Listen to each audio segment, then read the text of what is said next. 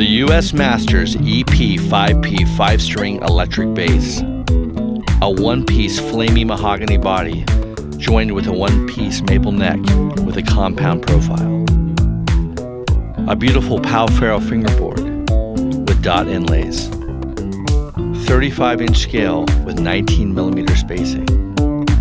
Adorned with a Bartolini 58 CBP pickup and an Adore preamp with a 3-position Z-mode switch and an LED light indicator.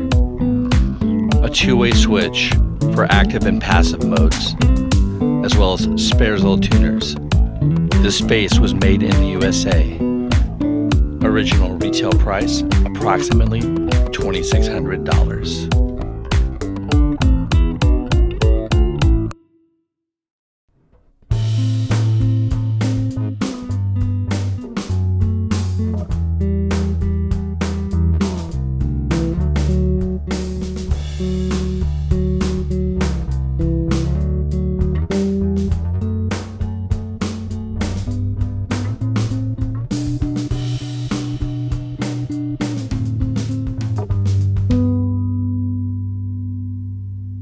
Hey, how's it going? Welcome back to Kubemusic Studios.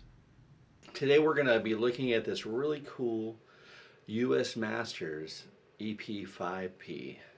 This is a 5-string, 24-fret bass made here in the United States of America.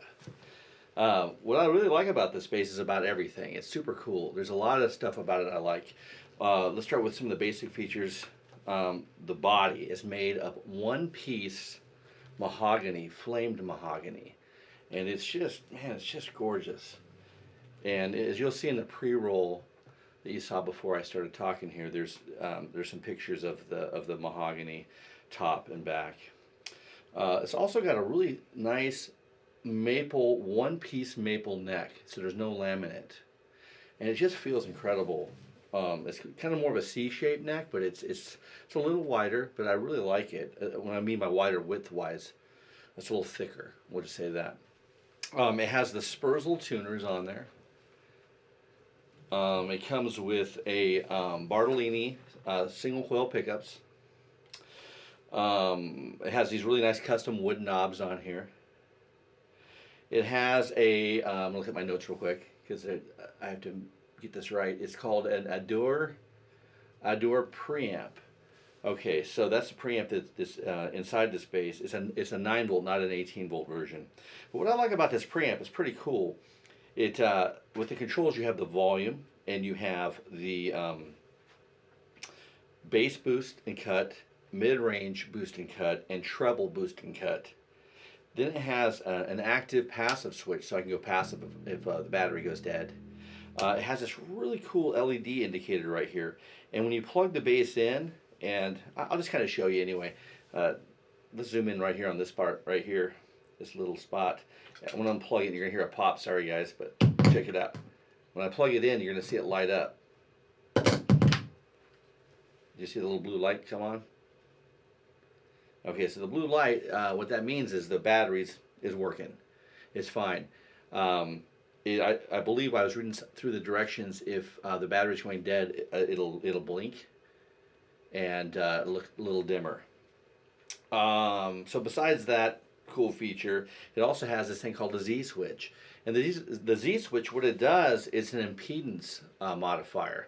So what it does is it takes the impedance of the signal going from the pickups to the preamp, and it adjusts it. Now I'm not sure what the settings are because I didn't really get that far into it, but I will tell you, like on a regular microphone, if you're in the studio and you change the impedance, it makes it darker or brighter, and that's the same concept. So basically what it happens is with each selection 1, 2, and 3, you have the character of the pickups change.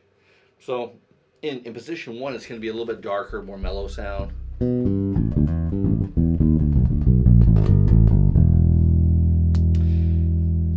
2, it gets a little brighter and a little more mid-rangey. And selection 3 again is a little brighter yet.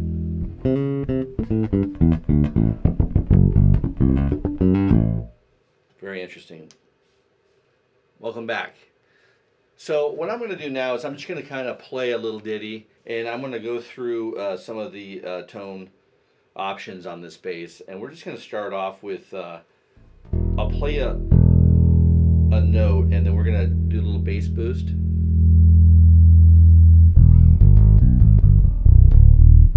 And that's maxed out, by the way. Pretty sick. All right, then there's a mid-range boost.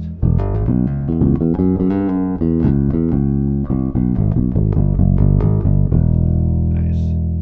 And then the treble. Which kind of sounds pretty much the same to me, because I had it pretty cranked anyway already. I tend to like a little brighter sound. And then you have, like I said, the modifiers. And I'll try the modifier with the bass boosted a bit.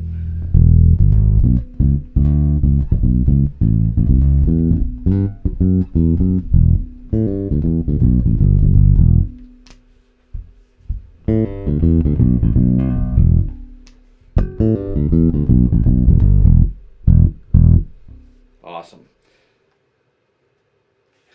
So now I want to show you some of the adjustments on the pickups and what they sound like with these with the Z tone modifier and with some of the bass and mid and treble boosts. So we'll just start off with the modifier in the middle position, which I've been using it like that all day. I like that sound, and I'll just play like a little ditty with the bass boosted. I want to crank it all the way up to max. So for you to hear the difference, I'm going to start off with it being like off, like in the center D10, and then I'll go to the full maximum bass boost.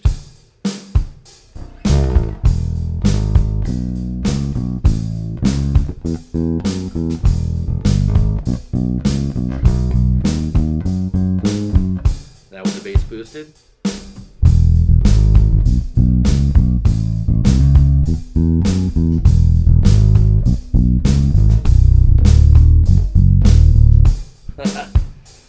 Now let's do the same riff with the mid-range boosted.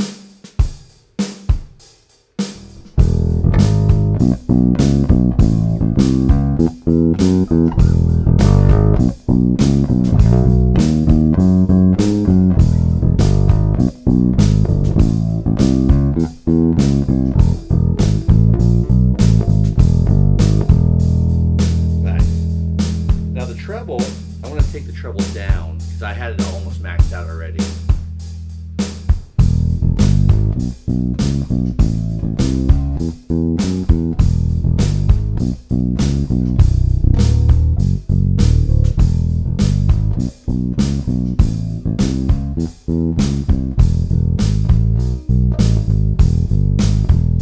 And on that particular setting, I had the bass and the mid-range in the center B10 as well. So I'll bring the treble back up to where I had it when I was playing originally. And what I'm going to do right now is I'm going to use the modifier here, and I'm going to turn it on position number 3. And that's even even more mid-rangier tone. And I want to do that with a little bit of a bass boost and a little bit of mid-range boost.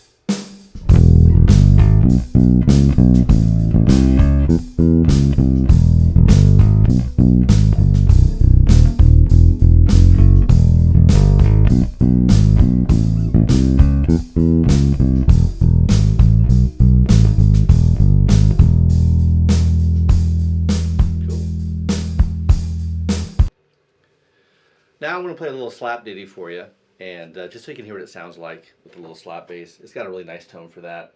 I'm going to turn my bass down in here a little bit. All right, here we go.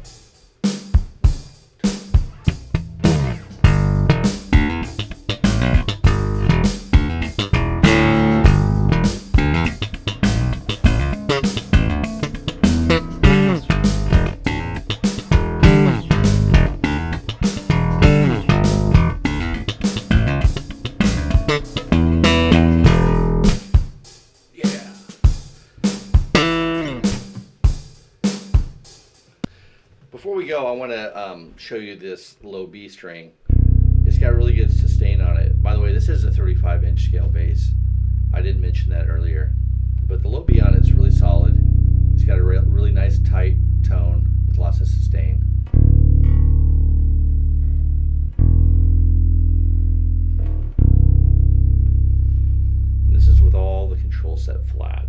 kind of throw a little bit more bass on there. And just a touch more mids and just kind of see what it sounds like.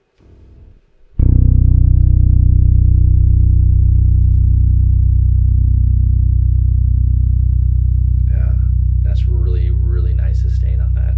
Unbelievable. Still going.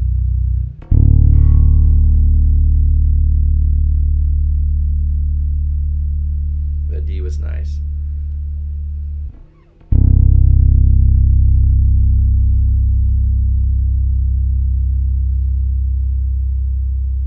Yeah, the low C sounds great. And that's always the test for me because I notice a lot of 5-string basses when you play the low C or the low D, they tend to die off really, really quick.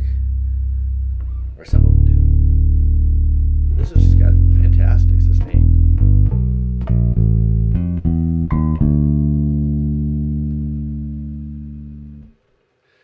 So in conclusion, I find this bass to be outstanding. I mean, there's a few inclusions on it. There's a neck, or on the headstock here, there's a little nick, and then also here on the body, right here by the Z control, there's just a little bit of a little scratch, but I mean, you don't even notice it really. It's in such good condition, and the neck is just really true and straight. Super low action on this bass, by the way, everybody. In case you were wondering, I didn't mention that earlier. Just gorgeous. This thing is a winner. I think these retail for right around $2,600, or they did when they were making them. I'm not sure if they are still in business or not. But if you want an amazing 5-string custom bass, this is a good one. I highly recommend it. Thanks for watching.